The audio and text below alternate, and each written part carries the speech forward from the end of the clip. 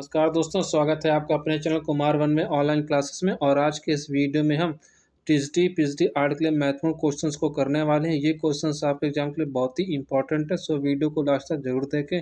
और आज के इस विषय में हम भारतीय कला का अर्थ एवं उसके स्वरूप से वन लाइनर क्वेश्चंस लेकर आए हैं। ये क्वेश्चंस आपके एग्जाम के लिए बहुत ही इंपॉर्टेंट है, सो वीडियो को आप लोग लास्ट तक जरूर देखिएगा। और सब्जेक्ट हमारा भारतीय कला का अर्थ एवं उसके स्वरूप से वन लाइनर क्वेश्चंस है।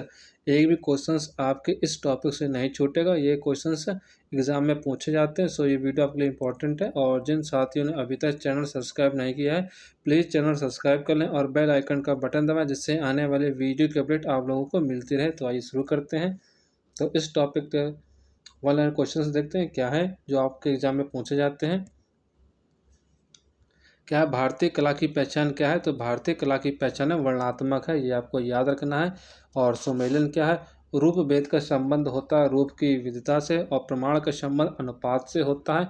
वहीं सदस्य का जो संबंध होता है समानता से होता है, और वर्णिका भंग का संबंध विदित रंग से होता है। ये आपको सोची याद रखनी है कि रूप भेद का जो संबंध होता है रूप की विविधता से होता है, वहीं प्रमाण का जो संबंध होता है अनुपात से होता है, और जो सदस्य का जो संबंध होता है वो होता है समानता से, और वर्णिका भंग का संबंध विविध रंग से होता है। अगला पॉइंट देखते हैं क्या है। किसी भी वस्तु अथवा आकृति का मार्ग स्वतंत्र रूप से क्या कहलाता है? तो वो प्रमाण कहलाता है, ये आपको याद रखना है। भारतीय चित्रकला का रंग विधान भाग क्या कहलाता है? वो वर्णिका भंग कहलाता है। अगला क्वेश्चन देखते हैं। भारतीय चित्रकला के षडांग का सही अनुक्रम क्या है? तो षडांग का सही अनुक्रम में सबसे पहला रूप भेद आता है, फिर आपका प्रमाण आता है, फिर भाव आता है, फिर लवण योजना आती है। ये आपके षडांग का सही अनुक्रम है, ये पेपर में आता है अनुक्रम मिलाने को। अगला पॉइंट देखते हैं क्या है। अगला पॉइंट है भारतीय चित्रकला के षडांग हो गया है। प्राचीन भारतीय चित्रकला के षडांग में अनुपात के लिए प्रयोग क्या किया गया है? तो वो प्रमाण का शब्द का प्रयोग किया गया है भारतीय चित्रकला के षडांग में, ये आपको याद रखना है। और भारतीय षडांग के सूत्रधार कौन है? आपको याद होगा। तो इसके सूत्रधार हैं पंडित यशोधर या यशोधर पंडित है, जिन्होंने षडांग के सूत्रधार की रचना की है। षडांग का पहला अंग क्या होता है? तो षडांग का पहला अंग रूप भेद है। अगला है षडांग संबंधित किससे? तो षडांग का संबंध चित्रकला से है। षडांग सिद्धांत किसने दिया है? तो ये सिद्धांत है कामसूत्र ग्रंथ में इसका उल्लेख मिलता है। वात्स्यायन रचित कामसूत्र की व्याख्या या टीका में कला के षडांग का उल्लेख क्या है?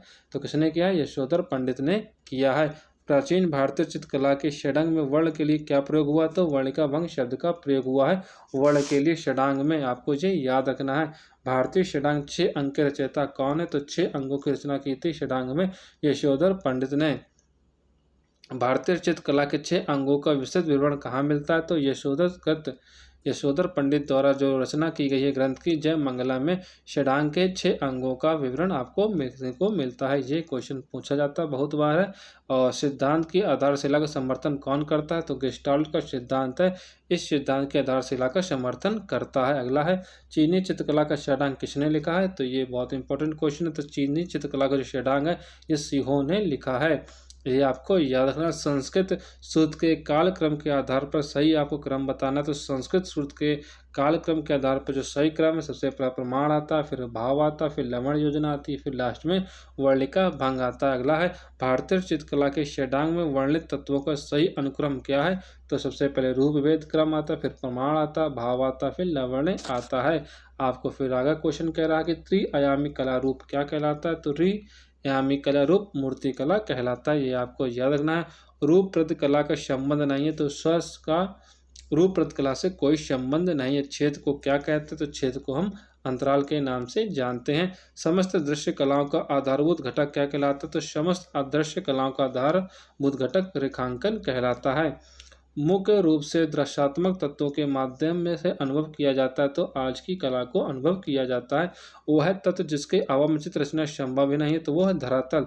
बिना बेस के कोई भी चित्र तैयार नहीं किया जा सकता है, तो वह तत्व है धरातल। धरातल के बिना चित्र का रचना करना असंभव है। अगला क्वेश्चन है समान अथवा सामंजस्यपूर्ण अवयवों की पुनरावृत्ति से उत्पन्न निरंतरता को लय कहते हैं, ये आपको याद रखना है। समान अथवा सामंजस्यपूर्ण अवयव की पुनरावृत्ति से उत्पन्न निरंतरता को हम लय के नाम से जानते हैं। और फिर से मैचिंग है, देख लेते क्या फॉन्ट का संबंध आपका टाइप से होता है, रंगत का संबंध रंग से होता है, पोत का संबंध आपका धरातलीय गुण से होता है और रूप का संबंध आपके अंतराल से होता है। ये आपको याद रखना है। और पोत क्या कहलाता है? तो पोत एक धरातलीय गुण कहलाता है। किसी वस्तु के स्पर्श से हुआ अनुभव क्या कहलाता है? तो वो पोत कहलाता है। दृश्य कला हेतु उचित अनुक्रम क्या है? तो दृश्य कला हेतु जो उचित अनुक्रम वो संकल्पना, रेखाचित्र, व्यापक और परिसज्जा है। ये आपका उचित अनुक्रम है दृश्य कला हेतु। संघनता से संबंध क्या है? तो तान का सघनता से संबंध है। स्वर्णिम विभाजन सिद्धांत किस विकसित किया? तो यूनान के कलाकारों ने स्वर्णिम विभाजन का सिद्धांत प्रतिपादित किया था। लवण योजना किसे कहते हैं? आपको बताना है। तो लवण योजना किसको कहते हैं? तो लवण योजना कहते हैं वह सौंदर्य व्यंजन को लवण योजना कहते हैं। तीव्र प्रकाश को क्या कहा जाता है? तो तीव्र प्रकाश को हाईलाइट कहा जाता है। रूपरत कला का अंग नहीं है, तो संगीत कला जो रूपरत कला का अंग नहीं है। परिप्रेक्ष्य क्या होता है? तो यह परिप्रेक्ष्य दो प्रकार का होता है, आपको ये याद रखना है। कलाकार सामंजस्य उत्पन्न कर सकता है, तो रेखाओं, रूपों और रंगों द्वारा जो कलाकार है सामंजस्य उत्पन्न कर सकता है अपने चित्रों में है। पोत से हम क्या अनुभव करते हैं? तो पोत से हम स्पर्श ज्ञान का अनुभव करते हैं, ये आपको याद रखना है। रंगत के हल्के व गहरेपन को क्या कहा जाता है? तो रंगत के हल्के व गहरेपन को हम तान कहते हैं, ये आपको याद रखना है। रोड्स के द्वारा जिन रंगों की दृश्य अनुभूति होती है वे सफ़ेद और काला है, ये आपको याद रखना है। किसी ठोस घन की सतह होती हैं, तो किसी ठोस घन की 6 सतह होती हैं। कला तत्व जो सभी कलाओं में उपस्थित है उसको हम सामंजस्य से जानते हैं। अगला है दृश्य कला द्विआयामी है, तो चित्र में दृश्य कला द्विआयामी है। ललित कलाओं में समान रूप से प्रयुक्त होने वाला लय है। प्रिज्म के आविष्कारक न्यूटन, आप सभी को पता होगा। रंगों को अधिक मिलाने से क्या खत्म हो जाता है? तो उनका मान खत्म हो जाता है रंगों को अधिक मिलाने से। ओस्टवाल्ड की रचना की है, तो जर्मन वैज्ञानिक ने इसकी ओस्टवाल्ड की रचना की है। ईरानी चित्रों में प्रायः लगाए जाते थे, तो सपाट रंग ईरानी चित्रों में लगाए जाते थे, ये आपको याद रखना है। हीगल ने ललित कलाओं को 5 वर्गों में रखा, ये आपको याद रखना है। हीगल ने ललित कला को कितने भागों में रखा? तो 5 भागों में रखा है। सर्वाधिक सामंजस्य उत्पन्न करने वाले वर्ण क्या कहलाते हैं? तो वे सफ़ेद और काला सबसे ज़्यादा सामंजस्य उत्पन्न करने वाले वर्ण हैं।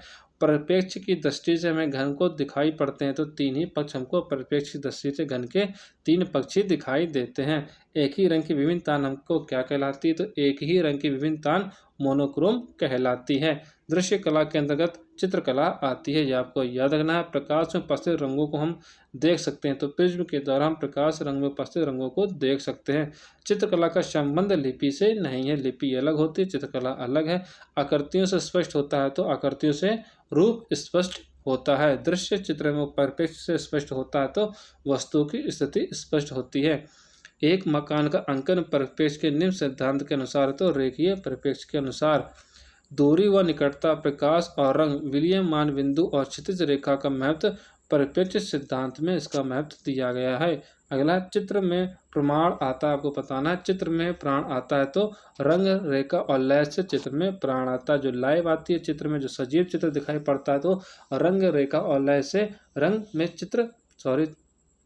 रेखा और लय से चित्र में प्राण आते हैं। ललित कलाएं मानी गई हैं, तो ललित कलाएं हीगल के द्वारा 5 प्रकार की मानी गई हैं। ललित कलाओं के दायरे में कौन सी कलाएं आती? तो चित्रकला आती, स्थापत्य कला आती और आपकी संगीत कला आती है। आपको याद रखना है कि ललित कला के अंतर्गत कौन सी कलाएं आती हैं। वह है तत्व जिसके अभाव में चित्र रचना संभव ही नहीं हो, तो धरातल है, ये आपको बता चुका हूँ। रूपरत कला का तत्व नहीं, तो रूपरत कला का जो तत्व है वो कोलाज भी नहीं है। घन में एक दृश्य देख पाता है, तो 3 ही तल एक दर्शक देख पाता है घन में।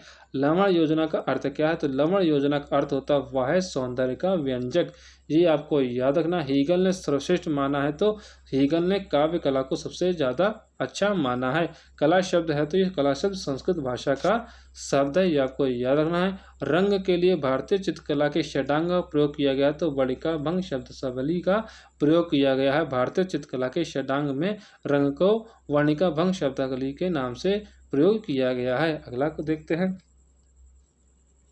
क्या है? चित्रकला, मूर्तिकला और वास्तुकला का अन्वेषण किया जाता है, तो दृश्य कला में इनका अन्वेषण किया जाता है। समस्त दृश्य कलाओं का आधारभूत घटक रेखांकन ही है। प्रकृति के सानिध्य से प्राप्त ज्ञान और उसका प्रत्यक्षित प्रयोग कला में किया गया है। कला के संदर्भ में कलम का प्रायः शैली से आपको ये याद रखना है। स्थिरमुख आकृति होती तो अंडाकार स्थिरमुख आकृति होती है। कला के सृजन का अनिवार्य तत्व क्या है? कल्पनाशीलता है। कला के सृजन का अनिवार्य तत्व ये आपको याद रखना है। प्रत्येक रचना के लिए कल्पना, एब्स्ट्रैक्शंस और अभिव्यंजना की और समुचित संयोजन आवश्यक है। तो ललित कला में इन तीनों चीज़ों का संयोजन आवश्यक है। अगला है पोत और ताप के द्वारा स्पर्श बोध को जागृत करता है तो रंग है, ये तीन चीज़ों को जागृत करता है। समान व्यवहार में उनके प्रयोग के अनुसार रंगों का सही क्रम क्या है? तो सियान आता है, मैजेंटा आता है, येलो आता है, ब्लैक आता है। ये सामान्य व्यवहार में प्रयोग किए गए रंगों का सही अनुक्रम है। क्या है? सियान है, मैजेंटा है, येलो और ब्लैक है। ये आपको अनुक्रम याद रखना है, इंपॉर्टेंट है, पूछा जा सकता है एग्जाम में। अगला है भारत के राष्ट्रीय ध्वज का वह रंग जो भूमि के उपजाऊपन, विकास और मंगलता को दर्शाता है तो वह हरा रंग है। आपको ये याद रखना है, इंपॉर्टेंट है ये भी। अगला क्या प्राथमिक रंग कौन से होते हैं? आपके प्राइमरी कलर्स कौन से होते हैं? तो रेड, येलो और ग्रीन, सॉरी रेड, येलो और ब्लू ये आपके प्राइमरी कलर्स होते हैं। लाल, पीला और नीला आपके प्राइमरी कलर्स हैं। अगला है खनिज रंग नहीं है तो हल्दी जो है ये टर्मरिक होता है, खनिज रंग नहीं है ये। अगला है एक काले और सफ़ेद रंग का चित्र को क्या कहा जाता है? तो एक काले और सफ़ेद रंग के चित्र को हम एक रंग कहते हैं। इंद्रधनुष का हिस्सा नहीं तो भूरा रंग इंद्रधनुष में नहीं पाया जाता है। रेड ऑक्साइड मेल खाता है तो भारतीय लाल रंग से रेड ऑक्साइड मेल खाता है। ये आपको याद रखना है, इंपॉर्टेंट है, लिख लीजिएगा अपनी कॉपी में। अगला क्वेश्चन है वह रंग जो तेज गर्म रंगों का हिस्सा नहीं है तो वह नीला है। एक इंद्रधनुष में होते हैं तो एक इंद्रधनुष में 7 रंग होते हैं। आप सभी को पता होगा प्रकाश का गुण होता है तो एक रंग प्रकाश का गुण होता है। रंग को चित्र भूमि पर क्रमानुसार लगाकर एक प्रभाव उत्पन्न किया जाता है तो क्या कहलाता है? वो अनुक्रम कहलाता है। अगला रंग को तकनीकी भाषा में क्या कहते हैं? तो ह्यू कहते हैं रंग को तकनीकी भाषा में। आप डैश दो रंगों को मिलाकर लगभग काला रंग बनाएंगे तो भूरा और नीले रंग को मिलाकर काले रंग का निर्माण होता है। ओस्टवाल्ड आदर्श वृत्त को रंगतें होती हैं तो ओस्टवाल्ड के आवर्त आदर्श वृत्त में रंगतों की संख्या 24 मानी गई है, 24 होती है। बैंगनी रंग विरोधी किसका? तो बैंगनी रंग पीले रंग का विरोधी। इंपॉर्टेंट है, क्वेश्चन पूछा जाता है किस रंग का कौन सा रंग विरोधी होता है? तो बैंगनी रंग का जो कौन सा रंग विरोधी है? तो पीला है। शीतल प्रभाव उत्पन्न करने वाले रंग होते हैं तो नीला और हरा है। ये शीतल प्रभाव उत्पन्न करने वाले रंग होते हैं कौन से? नीला और हरा। विरोधी रंग कौन कौन से होते हैं? तो विरोधी लाल और हरा होते हैं। सूर्य किरणों में रंगों का प्रयोग आभासी चित्रण में किया जा सकता है, ये आपको ये याद रखना है। 4 रंगों के बाद जब छपाई में दूसरे रंग का प्रयोग करते हैं तो उसे क्या कहते हैं? तो उसे हम विशेष रंग के नाम से जानते हैं। गर्म रंग कौन से होते हैं? तो नारंगी, लाल और पीला ये आपके हॉट कलर्स हैं, यानी कि गर्म रंग है। वह रंग जिसमें कंपन गति सबसे अधिक होती है तो वह बैंगनी रंग है, आपको याद रखना है। इंद्रधनुष के रंगों का अनुक्रम क्या है आपको बताना है? तो बैंगनी, नीला, आसमानी, हरा, पीला, नारंगी और रंग ये आपके इंद्रधनुष के रंगों का सही क्रम है, आपको ये याद रखना है, पेपर में पूछा जाता है। पीला एवं लाल रंग के मिश्रण से कौन सा रंग बनता है? तो पीले और लाल रंग के मिश्रण से नारंगी कलर बनता है, ये आपको याद रखना है। कत्थई और नीले रंग के मिश्रण से क्या बनता है? तो कत्थई और नीले रंग के मिश्रण से काला रंग बनता है। अगला है ठंडा रंग होता है तो ठंडा रंग किसको कहते हैं? तो ठंडा रंग ब्लू कलर को कहते हैं, नीले कलर को कहते हैं। मूल रंग के समूह कौन से? नीला, लाल और पीला ये आपके प्राइमरी यानी कि मूल रंग के समूह हैं। द्वितीय श्रेणी के रंग कौन से होते हैं? तो सेकेंडरी कलर्स होते हैं वो होते हैं हरा, बैगनी और नारंगी, ये आपके सेकेंडरी कलर्स होते हैं। हरा, बैगनी और नारंगी ये आपको याद कर लीजिएगा और कॉपी में लिख लीजिएगा, पूछा जाता है। प्रजनन एवं विकास का सही प्रतीकात्मक रंग कौन सा होता है? तो प्रजनन और विकास का जो प्रतीकात्मक रंग है वो आपका हरा है, ये पूछा गया है पेपर में तो इम्पॉर्टेंट भी है। काला और सफ़ेद रंग के मिश्रण से कौन सा रंग बनता है? तो काले और सफ़ेद रंग के मिश्रण से ग्रे रंग बनता है। लाल रंग प्रतीक इसका? तो लाल रंग प्रेम का प्रतीक है।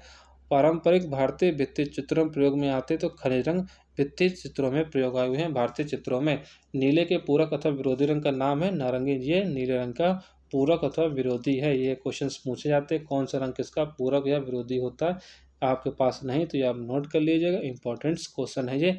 चित्रकला में अधिक महत्व किसका है? तो चित्रकला में सबसे ज़्यादा रेखा का महत्व है। मुशैल अल्फ्रेड हेरने के अनुसार प्राथमिक रंगों की संख्या कितनी है? तो इनके अनुसार प्राथमिक रंगों की संख्या 4 है। सुप्रसिद्ध जर्मन विद्वान प्रोफेसर निहलम ओस्टवाल्ड ने क्या प्रस्तुत किया था? तो इन्होंने कलर्स बीड्स को प्रेजेंट किया था, जिसमें उन्होंने 8 रंगों के चक्र बताए। तो 8 रंगों का चक्र सही है। सिगमन फाइल प्रयुक्त सिगमन फाइल प्रारूप से संबंधित क्या है? तो PNG एंड RCB। ये आपके कलर्स हैं, आप ये कलर से नोट कर लीजिएगा कौन कौन से कलर्स हैं। तो सिगमन फाइल प्रारूप से संबंधित कौन है? PNG एंड RGB हैं। अगला क्वेश्चन देखते हैं। सफ़ेद, काला और किसी रंग के मान को क्या कहा जाता है? तो आभा रंग कहा जाता है। थर्ड्स कलर कौन है? तृतीयक रंग कौन से होते हैं? ये कितने प्रकार के होते हैं? ये 6 प्रकार के होते हैं, ये आपको याद रखना है। रंगों के विकास का सही कालानुक्रम क्या है? तो खनिज रंग है, वानस्पतिक रंग है, सिंथेटिक रंग और ऑप्टिकल रंग है। ये आपके रंगों के विकास का सही काल अनुक्रम है, ये आपको याद रखना है। सबसे पहले खनिज रंग है, फिर वनस्पतिक रंग है, फिर सिंथेटिक कलर और वहीं फिर लास्ट में ऑप्टिकल का रंग है। अगला है 2 रंग हाफ टोन। क्या कह रहा है? 2 रंग हाफ टोन छपाई को एक अकेले रंग प्रतिबिंब को 2 समान प्लेटों से करने की तकनीक को क्या कहा जाता है? दुरंगा कहा जाता है। इस तकनीकी को इंपॉर्टेंट क्वेश्चन आप लोग ये लिख लीजिएगा कि 2 रंग हाफ टोन छपाई को एक अकेले रंग प्रतिबिंब की 2 समान प्लेटों से करने की तकनीकी को दुरंगा कहा जाता है। सफ़ेद, काला या किसी रंग के मान को हम आभा रंग कहते हैं, ये आप लोग को लिख लीजिएगा इंपॉर्टेंट। सफ़ेद और भूरे रंग का पाया जाता क्या? पोर्सिलेन पाया जाता है, ये आपको याद रखना है। प्राथमिक और द्वितीयक रंगों से मिश्रण से क्या बनते हैं? तो इससे सेकेंडरी यानी कि थर्ड कलर बनते हैं, आपके तृतीयक कलर बनते हैं। प्राथमिक और द्वितीय रंगों के मिश्रण से तृतीयक रंग का निर्माण होता है, आपको ये याद रखना है। रंग के नीचे की परतों और आरेखन का पता लगाने के लिए किस तकनीकी का जांच की जाती है? तो सबसे पहले एक्सरे विश्लेषण, फिर परागनिक विश्लेषण और तीसरा इंफ्रारेड फोटोग्राफी का तकनीक का प्रयोग किया जाता है, ये आपको याद रखना है। भिन्न शब्दों के आशय और संदेश को शीघ्र पद्धति प्रदान करता क्या? वो रंग करता है। अगला ठंडे से गर्म रंगों का सही क्रम आपको बताना है। तो नीला, हरा, सिंदूरी और लाल, ये आपके ठंडे से गर्म का रंगों का सही क्रम है। क्या? सबसे पहले नीला ठंडा, फिर हरा आता है, फिर सिंदूरी आता है, फिर लाल आता है। अगला सादृश्य रंग कौन से होते हैं? तो सादृश्य रंग होते हैं पीला, नारंगी रंग, ये आपके सादृश्य कलर्स होते हैं। और सूची सही मिलान क्या? भूरे रंग का प्रतीक क्या होता है? मौन व तो दुख है। नारंगी रंग का प्रतीक होता है ज्ञान और गर्मजोशी। नीले रंग का जो प्रतीक होता है वो होता है सत्य तथा दूरी। और बैंगनी रंग का जो प्रतीक होता है वो होता है अनुराग तथा प्रेम। ये आपको प्रतीक याद रखना है, किस रंग का क्या प्रतीक है।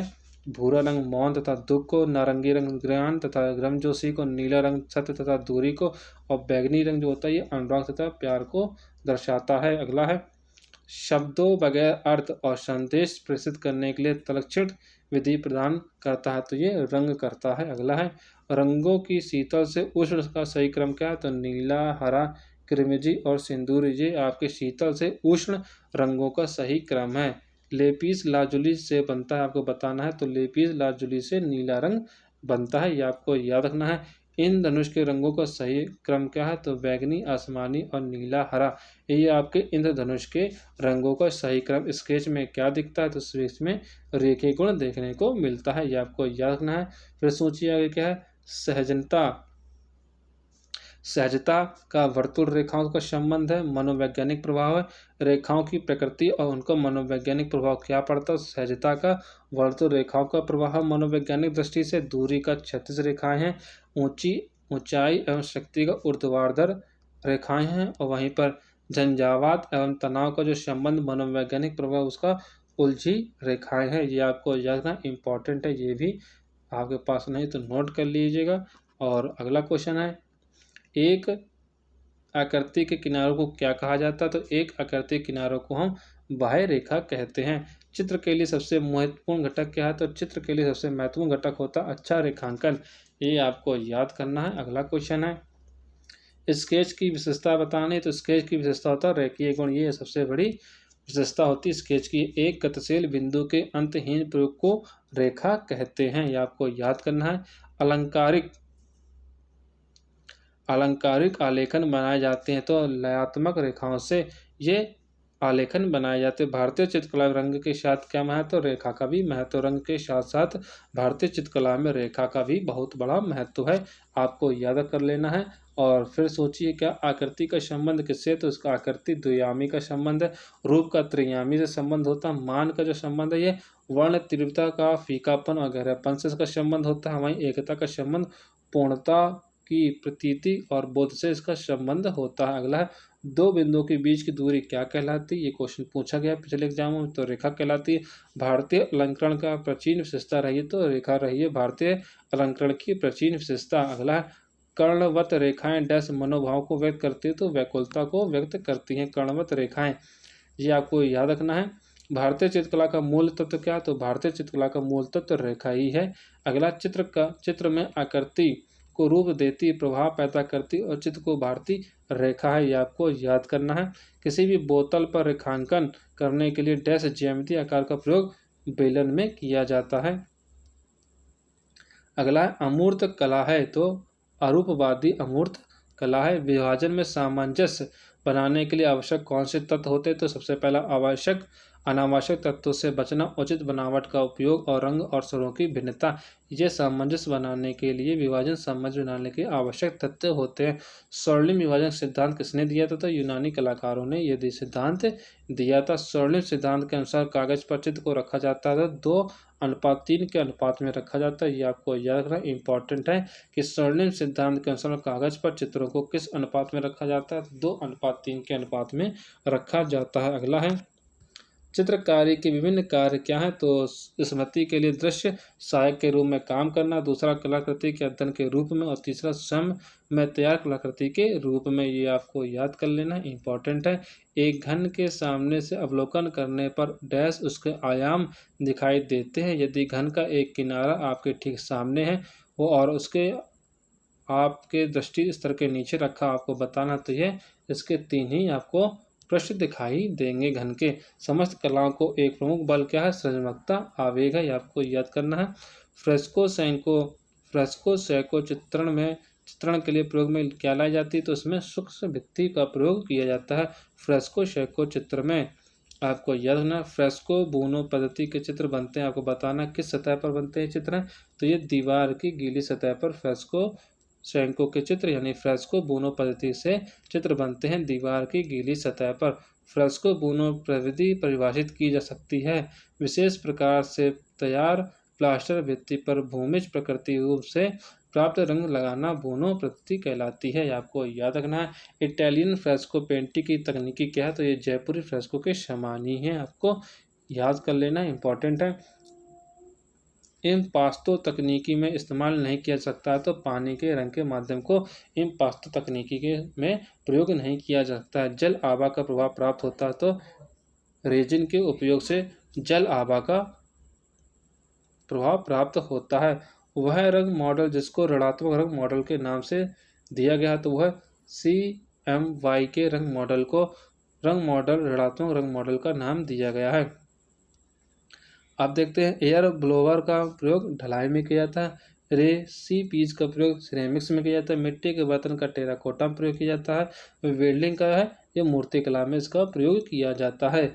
रंग सदैव कोमल और सूक्ष्म होते हैं, तो वॉश पेंटिंग में आपको याद कर लेना है, ये भी इम्पोर्टेंट है कि जो रंग है उनका सदैव कोमल और सूक्ष्म किस में प्रयोग किया जाता है, तो वॉश पेंटिंग में इनका प्रयोग किया जाता है।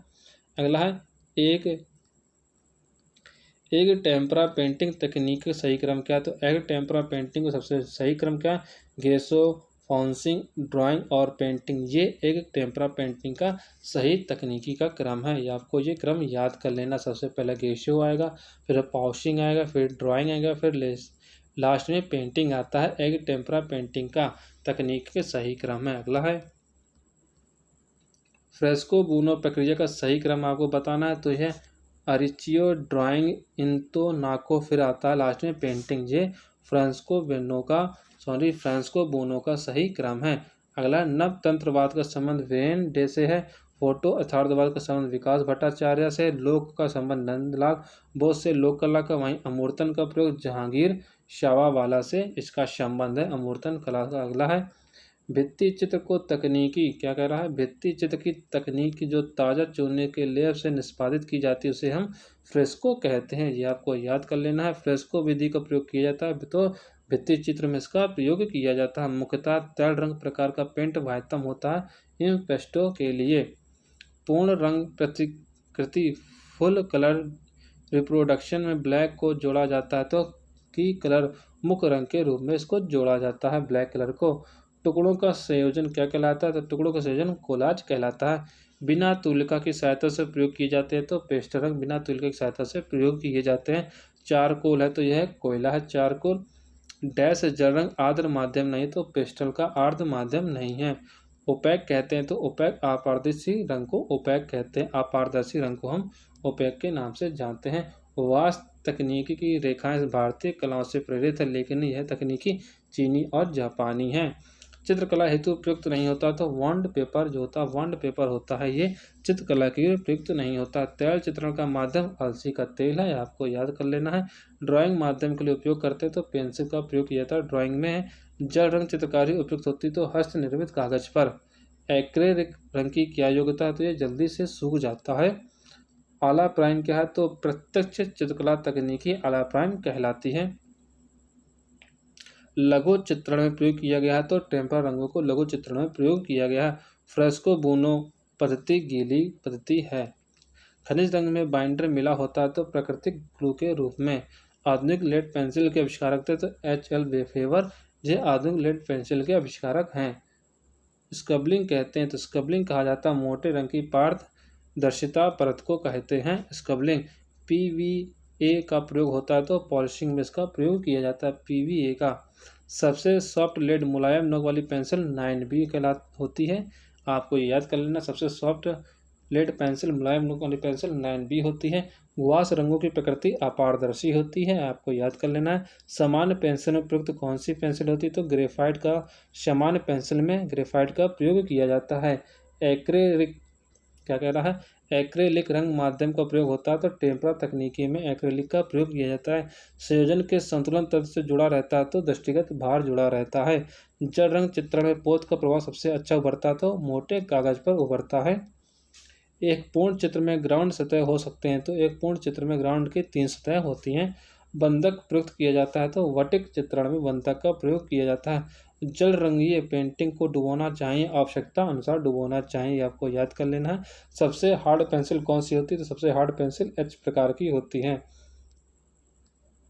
पेस्टल रंगों के लिए प्रयुक्त कागज है तो भूरा खुरदरा पेस्टल रंगों का सबसे अच्छा कागज माना जाता है। तारपीन के तेल का प्रयोग ऑयल पेंटिंग में किया जाता है रंगों को पतला करने के लिए। अगला है गॉस तकनीक का प्रयोग गम अरेबिक से है। इनविस्ट चित्र का प्रयोग मोम से है। टेम्परा का प्रयोग जो है टेम्परा चित्र का जो है वो अंडा पीतक से है या अंड पीतक से। भित्ति चित्र का संबंध बनता कारिक एजेंट का प्रयोग नहीं, आपको ये याद करना है। स्मूथ अगला पॉइंट स्फुमातो तकनीकी क्या है, ये एक चित्रकारी है। इंग्लैंड के जल चित्रण शैली का जनक किसे कहा जाता है, तो पॉप सैंडबॉय को कहा जाता है। ग्रेफाइट शब्द की उत्पत्ति हुई थी ग्रेफिटो से।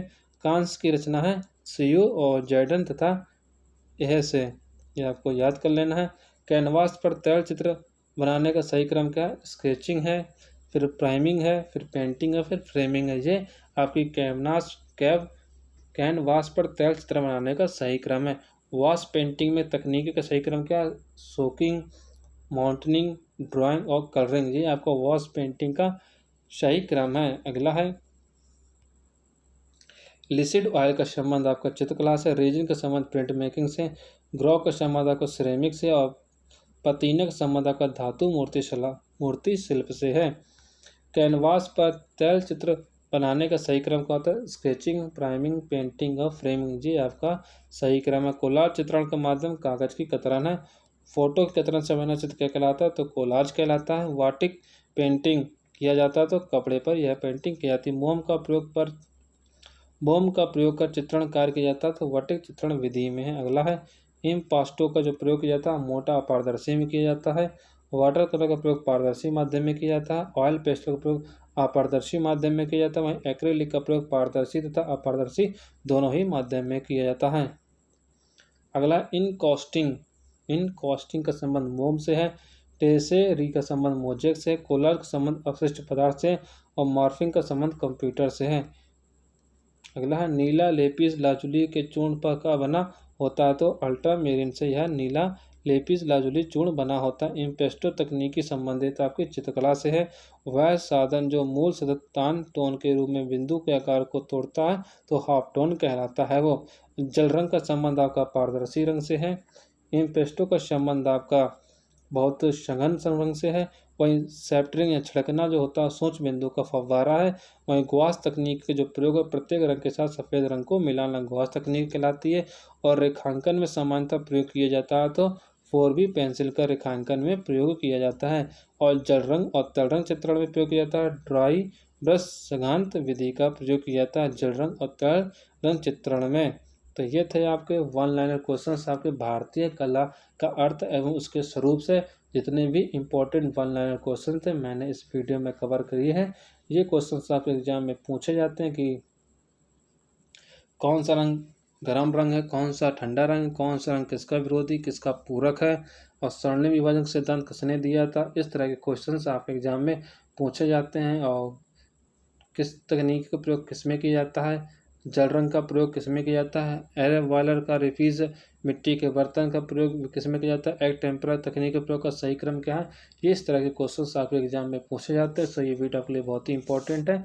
अगर आप इसकी PDF चाहते हैं, आपकी PDF टेलीग्राम पे मिल जाएगी। ये क्वेश्चंस आपके एग्जाम के लिए बहुत ही इंपॉर्टेंट है।